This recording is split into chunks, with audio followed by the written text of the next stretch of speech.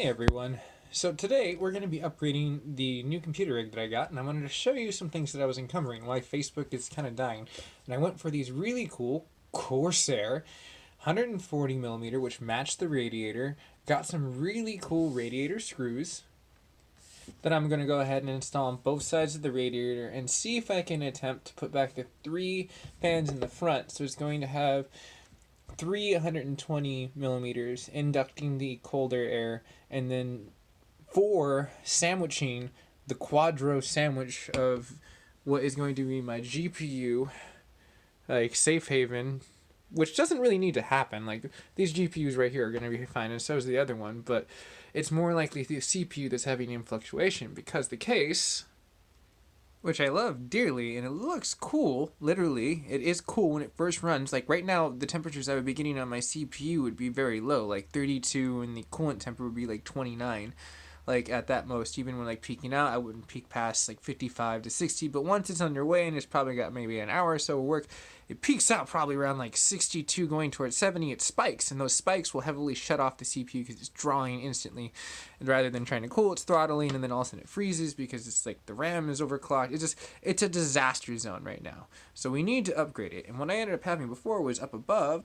You can see that I put one of the fans to exit out of there, and I'm going to need another one additional in order to really vacate it, so it's being pulled to the back and up, versus right now where these are barely just being held on by one screw, trying to vacuum out what's being pushed from that front of the case, which took away from the RGB that used to be up front of here, which looked pretty freaking amazing. But I mean, great case, but we're going to make it better. But let me show you the temps real fast. So, trying to do this video, I might have figured out my main issue. It seems like Norton is a power hog. When I was looking at task management, and I was wondering why my CPU was sitting around 20%, and I was like, what the hell? My freaking temps were going anywhere from 28 up to 40, 28 to 40. It just kept fluctuating, and I was watching the overall coolant temper just rise and rise and rise and rise, and the pump was just struggling to try to do anything. It was all because of the Norton was being a damn power hog. Well, I was able to lock it into a mode where I was like, okay, just defend when I tell you to freaking to defend, and just defend the wall. Go to the Night's Watch, damn it, and defend it. Winter's come. But anyways, we're still gonna make the upgrade. I want to see if I can beat these charts and just prove to you what happens. Like, this should be normal access when you look at stuff right here. So you have, when I open OBS, which you'll see me pop in, and that's when the 4K, and you see me with my gimbal pointed over there, right here. Yes. But look what happens. The temperatures rise instantaneously. So this was happening normally with the freaking, it trying to defend, with Norton trying to be a power hog. Now, it wasn't anything crazy on the CPU. Once I started shutting things off, it would be like, all of a sudden see like 10, 11, and then I got it down to this median where I was like, alright, cool. I think I know what I need to do. But this is normal, especially once I hit start with having some browsers open in the background. It'll probably get close to maybe like 60, but with Facebook, this is optimal. So once you get into like more temperature going up, it'll balance. It'll probably be like, you know, where you want to be in that median. So they say basically like, open it up. So right now, what we're going to do is we're going to take note of these temperatures, and we're going to rip it apart and make it better. So, shall we begin? Okay, and another thing that might have not also been Norton's issue is that, you know, I decided to say it needed to update. But Windows needed to update because they screwed over a whole bunch of people. So, yeah, it wasn't needed. Alright, let's do this thing. So this is going to be our workstation. I'm going to go ahead and get the computer set up on top of here. So you can see where the radiator is hosted now. The other 2 fans that originally came with the radiator right there. These are the housing fans, which you can see kind of move because there's only literally one screw and one screw. Not the most efficient thing in the situational world that you want. And the other third one that's right up there. So it leaves a lot of desire for improvement, and that's where we're going to improve. But before we get started, let's go ahead and unbox the fans. So, got your tape right there. Go ahead and take that out. Bam! Comes right out. Very conveniently holstered in a divider. Now, you could get the upgraded ones, which had the dampers. If I remember correct, the Pros come with like dampers on the very end, but quite frankly, this is going to serve its purpose, and they were very cheap. Nothing too much more to past this, and I do believe that they are RGB. If I remember correct, they come illuminated with that situational point. So let's go ahead and install them. Now, it does come with its own screws and zip ties in order to keep it tidy, and these are perfect because we're going to be able to utilize a bridge, which I have right here, to connect both of these fans on the same circuit in order to utilize this plug as the optional CPU. which I currently have the EVAO. So you have a EVGA. That is going to be my water cooler. So it's like basically running off the same thing, so it RPMs up and keeps the CPU cool, but it has two. So we're going to utilize those in order to keep both of these fan circuits running exactly the same RPM constantly. So they're in tandem and they're not working against each other. This is a fun case to rip apart because you literally can just go on the bottom and it pops right off. Now you have to be careful with the cables up above right here, because in order to reveal all this, which you have at the very beginning of the fans, in order for them to spin and blow the cold air in. So that's the current fan, and it's just placed directly on the bottom of the other one.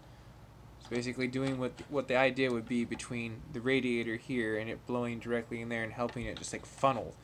Because when you have one off the other one, there's a huge amount of air that comes out of it, versus when it's right here, it's like a vacuum. So you need to have those sealed component points in order to make it function, which is really great. But this is kind of like this is my way of eliminating the radiator out of here. It's very safe. It works really freaking well for me, at least. But I disconnected one in order to showcase this.